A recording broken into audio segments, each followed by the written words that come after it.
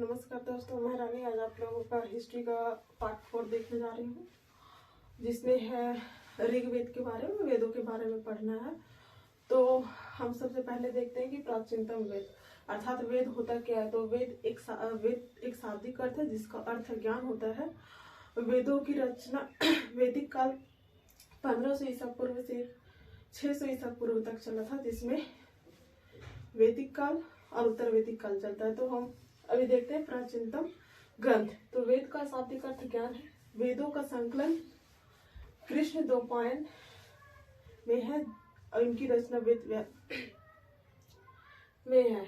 वेद 4 है: ऋग्वेद, सामवेद, यजुर्वेद और अथर्ववेद।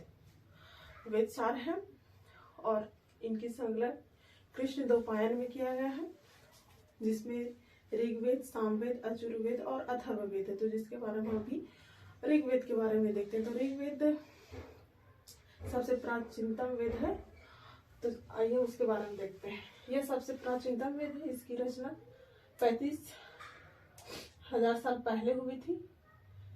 ऋग्वेद में 1000 से ज्यादा प्रश्न आए हैं, जिन्हें सूक्त कहा जाता है। 10 मंडल, 1028 सूक्त तथा 10,600 मंत्र है, जिस पर ऋग्वेद लिखा गया है। तो ऋग्वेद में इन सब बातों का संकलन है, जिनको पार्ट बाय पार्ट बांटा गया है।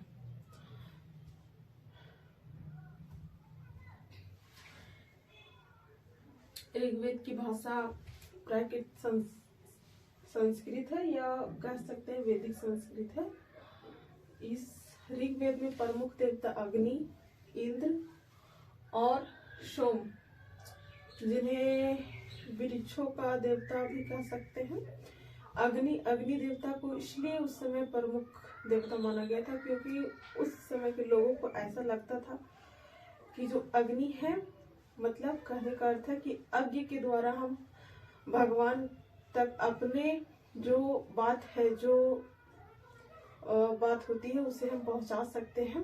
जो अपनी इच्छाएं उसे भगवान तक अग्नि के माध्यम से ही पहुंचा सकते हैं। इसलिए उस समय सबसे प्रमुख देवता जो थे वो अग्नि थे। उसके बाद इंद्र, उसके बाद सोम, जिन्हें हम प्राकृतिक देवता कहते हैं। अगला प्रश्न है, ऋग्वेद में मवेशियों, खासकर पुत्रों और घोड़ों की प्राप्ति, रथ खींचने, लड़ाइयां के लिए अनेक प्रार्थनाएं हैं। ठीक है। ऋग्वेद में बहुत सारी नदियों का उल्लेख मिलता है, जिसमें से व्यास, सतलुज, सरस्वती, सिंधु तथा गंगा, इन सब नदियों का उल्लेख हमें एक से भी अधिक बार मिलता है। परंतु यमुना एक ऐसी नदी थी जिसका उल्लेख सिर्फ हमें ऋग्वेद में एक ही बार देखने को मिलता है। अगला है लोगों का वर्गीकरण, अर्थात ऋग्वेद में लोगों का वर्गीकरण किस प्रकार से किया जाता था। तो काम, भाषा, परिवार, समुदाय, समूह या निवास स्थान या सांस्कृतिक परंपरा के आधार पर किया जाता था। उस समय ऐसा नहीं था कि जो अभी प्रचलन में है कि जो एक ही थिका है, जो बाप का कास्ट है वही पुत्र का कास्ट है, वैसा बात नहीं है। उस समय जिस प्रकार से आपका कार्य होता था, आप उस क्षेत्र में चले जाते थे और उस समुदाय के कहलाते थे। उस समय ऋग्वेद में कार्य पर आधारित था, कर्म पर आधारित उस समय थी जातियां। अभी तो नाम पर आधारित, वंशज पर आधारित है, उस समय कार्य पर आधारित हुआ करती थी। अगला है काम के आधार पर ऐसे 2 समूह थे समाज में, अर्थात काम करने के लिए समाज में ऋग्वेद में 2 समूह बांटा गया था, जिसमें पहला था पुरोहित वर्ग, जिन्हें कभी कभी ब्राह्मण भी कहा जाता था। यह यज्ञ या अनुष्ठान कार्य करते थे, अर्थात पुरोहित लोग जो ब्राह्मण होते थे उनका भी 2 भागों में बांटा गया था, पहला पुरोहित, दूसरा राजा। तो पहला पुरोहित जो यज्ञ वगैरह या अनुष्ठानों वगैरह करते थे, क्योंकि उस समय यज्ञ की प्रचलन थी तो वो करते थे। दूसरा है राजा। यह आधुनिक समय जैसे नहीं थे, ना महल में रहते थे, ना राजधानियों में, ना ही सेना रखते थे, ना कर वसूलते थे और ना उनकी मृत्यु के बाद उनका बेटा शासक बनता था।